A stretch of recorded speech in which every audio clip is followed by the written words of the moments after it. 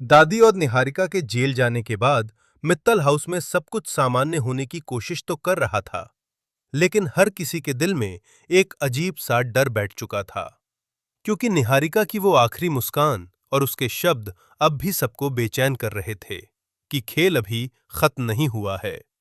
और इसी बीच एक रात अचानक घर की लाइट चली जाती है और पूरे घर में अंधेरा छा जाता है।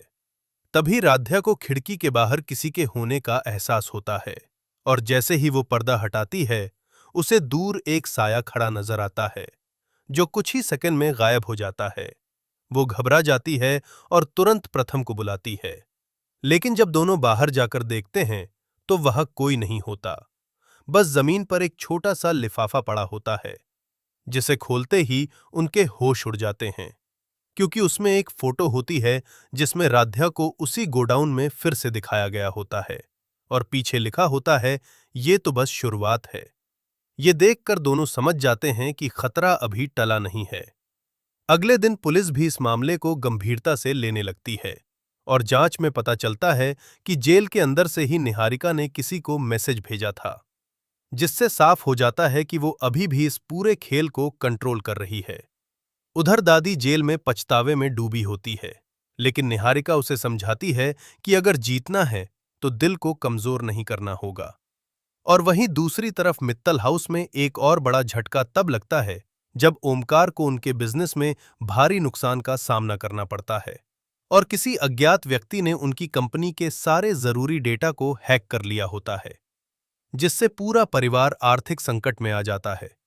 और धीरे धीरे सबको एहसास होता है कि ये सब उसी साजिश का हिस्सा है जिसका धागा निहारिका ने शुरू किया था। राध्या इस बार सिर्फ डरने के बजाय खुद सच्चाई तक पहुंचने का फैसला करती है, और वह गुप्त रूप से उस नंबर की जांच शुरू करती है जिससे उसे मैसेज आए थे। और उसकी तलाश उसे शहर के एक पुराने वेयरहाउस तक ले जाती है, जहां उसे कुछ ऐसे सबूत मिलते हैं जो ये साबित करते हैं कि इस खेल में कोई और भी है, जो निहारिका से भी ज्यादा खतरनाक है। तभी अचानक वहां कुछ गुंडे आ जाते हैं और राध्या को घेर लेते हैं, लेकिन वो हिम्मत नहीं हारती और चतुराई से वहां से निकलने की कोशिश करती है। उसी वक्त प्रथम भी वहां पहुंच जाता है, और दोनों मिलकर एक बार फिर उन गुंडों का सामना करते हैं, और पुलिस की मदद से उन्हें पकड़ लिया जाता है। लेकिन पूछताछ में जो सच सामने आता है, वो और भी चौंकाने वाला होता है, क्योंकि गुंडे बताते हैं कि उन्हें एक नकाबपोश आदमी से आदेश मिलते थे, जो कभी सामने नहीं आता था और सिर्फ फोन के जरिए सब कंट्रोल करता था। ये सुनकर सबके मन में एक ही सवाल उठता है कि आखिर वो मास्टरमाइंड कौन है। इसी बीच राध्या को फिर एक मैसेज मिलता है, जिसमें लिखा होता है, अगर सच जानना है तो अपने ही घर के अंदर देखो। ये पढ़कर वो चौंक जाती है, और उसे शक होने लगता है कि कहीं परिवार का ही कोई सदस्य इस साजिश में शामिल तो नहीं है। और धीरे धीरे उसका शक घर के एक ऐसे सदस्य पर जाता है जिस पर किसी ने कभी शक नहीं किया होता है। और जब वो उस व्यक्ति की सच्चाई जानने के करीब पहुंचती है, तो अचानक उस पर जानलेवा हमला होता है। लेकिन समय रहते प्रथम उसे बचा लेता है, और अब दोनों मिलकर उस गुनहगार का पर्दाफाश करने का फैसला करते हैं। दूसरी तरफ जेल में निहारिका को भी उस तीसरे व्यक्ति से धोखा मिलने का एहसास होने लगता है, और उसे समझ आता है कि जिस खेल को वो चला रही थी, अब वो खुद उसी खेल की एक मोहरा बन चुकी है। और ये एहसास उसे अंदर से तोड़ देता है। लेकिन अब बहुत देर हो चुकी होती है। उधर मित्तल हाउस में सबके सामने आखिरकार वो सच आता है, जब पुलिस उस असली मास्टरमाइंड को गिरफ्तार करके लाती है।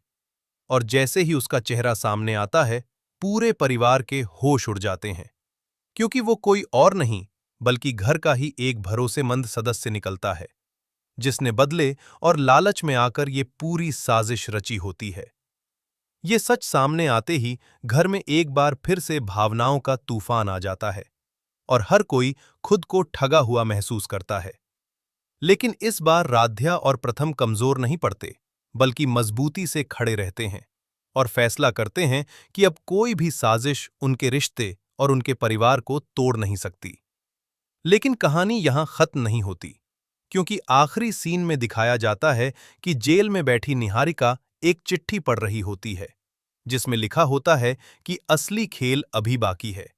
और उसके चेहरे पर फिर वही रहस्यमयी मुस्कान लौट आती है, जिससे साफ हो जाता है कि आने वाले समय में मित्तल हाउस की जिंदगी में